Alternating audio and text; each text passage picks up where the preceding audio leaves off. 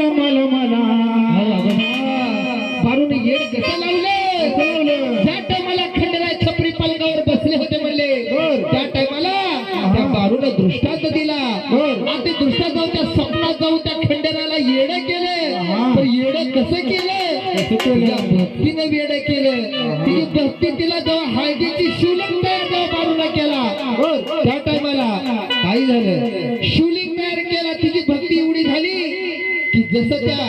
हळदीच्या पिंडीला जेव्हा तिला घासायला चालू केले घासायला चालू केल्यावर त्यातनं ऊब बाहेर यायला लागली अग्नी बाहेर यायला लागली त्यात आम्हाला खंडेराला बसवना आणि भानुबाई साक्षात त्याला दिसायला लागले म्हणले आणि ते साक्षात दिसायलामुळे त्या माणसाला त्या छपरी पलंगावर दोघं जण बसलेली होती म्हणजे झोपलेली होती त्या झोपलेल्यावर त्या माणसाने विचारलं खंडेराया मी साक्षात तुमची पत्नी इथं असताना तुम्हाला वेळ कोणी लावलं त्या टायमाला खंडेरानं खरं खरं सांगितलं अगं बानू माणसा तुला काय सांगू त्या बानू धनगरणीनं मला कसं येड लावलंय सांगायचं तुम्हाला येड बानू नग लावलंय मला मला मला मला काय सांगू माणसा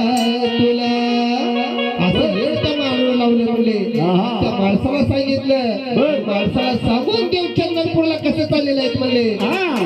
अगं येड बानू नगला मला मला मला मला मला काय सांगू माणसा तुला येड बानू नगला मला मला मला मला काय सांगू माणसा